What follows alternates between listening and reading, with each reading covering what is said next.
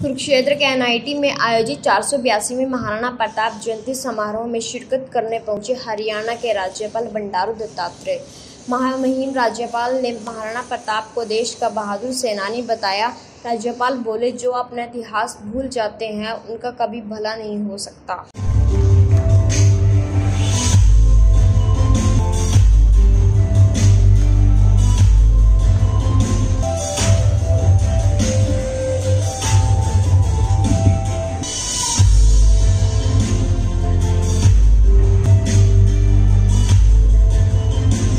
आह्वान किया कि हमें उस इतिहास को लोगों के बीच में लेकर के जाना है। जो इतिहास छुपा रहा, जो इतिहास दबा रहा, बहुत सारे ऐसे कार्य हैं कि इस भारत मां की गुलामी की जंजीरों को काटने के लिए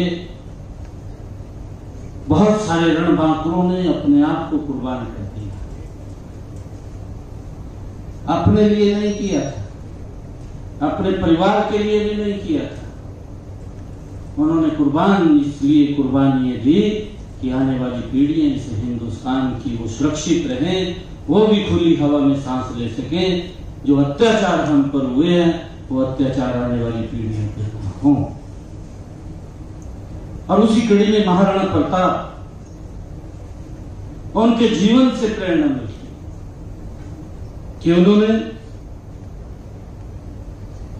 जब उनके जीवन के ऊपर कष्ट आया, उन्होंने किसी की गुलामी स्वीकार नहीं की, घास काट करके गुजारा किया। वो शिक्षा हमें उन महापुरुषों के जीवन से मिलती है। National institute of technology Kurukshetra, हमें ये प्रेरणा इस महापुरुषों के जीवन से मिलती है कि हम उस दिशा में काम करते हैं कि अगर हमारे जीवन के अंदर कभी कोई कठिन परिस्थिति भी आए तो हमारा कदम डगमगाए ना, हम अपने मिशन के ऊपर बढ़ते चले जाएं। ये प्रेरणा इन महापुरुषों से मिलती है। अविश्वसनीय यात्रा पूरी की है और जो प्रेजेंटेशन में जो बताया गया बहुत ही अद्भुत है। 60 साल में आप लोग ने काफी जो है अचीवमेंट किया है। उसके लिए मैं सारे डायरेक्टर को, सभी स्टाफ को, विद्यार्थियों को मैं धन्यवाद देना चाहता हूँ। महाभारत को सबसे बहादुरी सपूतों में से महाराणा प्रताप एक है और आज़ादी के अमृत महोत्सव पर उनको हम स्मरण करने का सबसे पहला शक्तिवान भी होना चाहिए। शक्तिवानों के शांति के बारे में बताए तब लोग समझेंगे, लेकिन आप बलहीन होकर अगर शांति के बारे में बहुत बोलेंगे कोई भी समझेगा।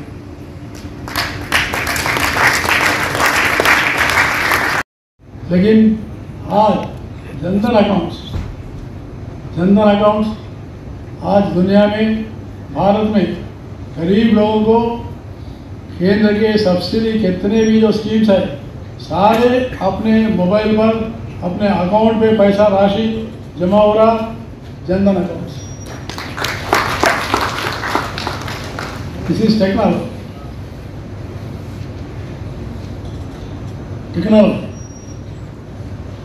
टेक्नोलॉजी से पारदर्शिता आई है। टेक्नोलॉजी से भ्रष्टाचार कम हो गई। टेक्नोलॉजी से काफ़ी प्रगति बन गई। तो इसलिए टेक्नोलॉजी काफ़ी विषयों पर चर्चा चल रही है। मैं आप सभी को राष्ट्रीय प्रौद्योगिकी दिवस, टुमारो इज, ये अपना देश का राष्ट्रीय प्रौद्योगिकी दिवस है। 11 अप्रैल, 11 अप्रैल। साइंस में इतना ही नहीं, आज जो मोबाइल फोन है, एक मोबाइल फोन इतना प्रभाव बना है कि कोई सोच भी नहीं। सारे टेक्नोलॉजी के माध्यम अभिनंदन करना चाहता हूँ। इसीलिए आज़ादी का अमृत महोत्सव चल रहा है। किसी भी देश अपने इतिहास को भूल जाता है, वो देश जो है दुनिया में अपने पहचान को भी भूल जाता है। तो इसीलिए पहले सारे हमारे पौर जितने भी हैं, विद्यार्थी हो, सारे पौर देश के इतिहास को जानना बहुत ही जरूरी है।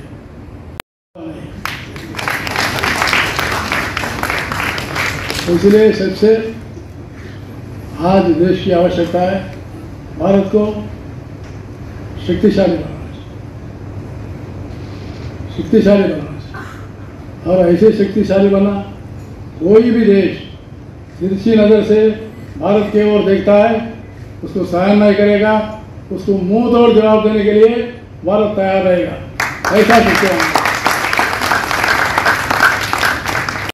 उनके बारे में आवश्यक रूप से सारे विश्वविद्यालयों में आज़ादी का अमृत महोत्सव बहुत ही जो है भारत सरकार सब विभागों से, सारे विभागों से देश भर में कार्यक्रम कर रहे हैं।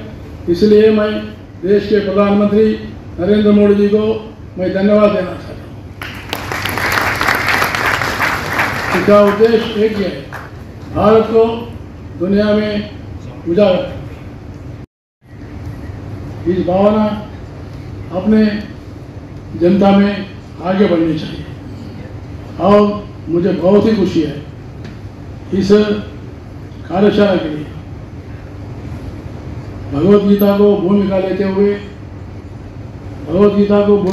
हुए न्यायपालिका प्रणाली और मानवाधिकार और राष्ट्रीय सुरक्षा, ये 3 विषयों के ऊपर भी आपने जो है इस कार्यशाला में विचार करने वाले बहुत ही जो है प्रधानमंत्री नरेंद्र मोदी जी ने, मैं जब पहले मंत्री था, जब राज्यसभा में चर्चा होती, राज्यसभा में चर्चा होता था, मैं श्रम मंत्री था, जब जो है तो आगे बढ़ाना। और विद्यार्थी भी यहाँ पर आप बैठे हुए हैं, विद्यार्थियों को भी मैं एक ही बात कहने के लिए आया, आप यहाँ पढ़ेंगे, पढ़कर आप डिग्री प्राप्त करेंगे, PhD करेंगे, लेकिन आप सोचते कि भाई मैं जाकर नौकरी करूँगा, लेकिन मैं आज आपको बताने के लिए आया हूँ, आप केवल पढ़कर या डिग्री लेकर मैं नौकरी के लिए जाऊँगा, ऐसा सोच बदल कर मैं नौकरी देने वाले होऊंगा, ऐसा जो है भावना निर्माण। इसके लिए research is necessary, innovation is necessary, innovation research, innovation और रिसर्च नहीं तो आगे बढ़ने। तो इसी के लिए आप लोग नई शिक्षा नीति 2020 नई शिक्षा नीति में टेक्नोलॉजी और नैतिक मूल्यों को आधार से अपनी मातृभाषा में सिखाने के लिए पहली बार देश में नई शिक्षा नीति लाई। एंटरप्रेन्योरशिप बनना चाहिए।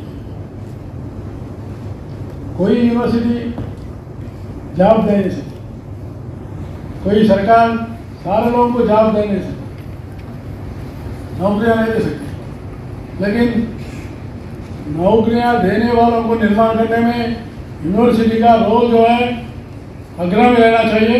यही मेरी प्रार्थना है। University should be centres of entrepreneurship, centres of learning, industry and research.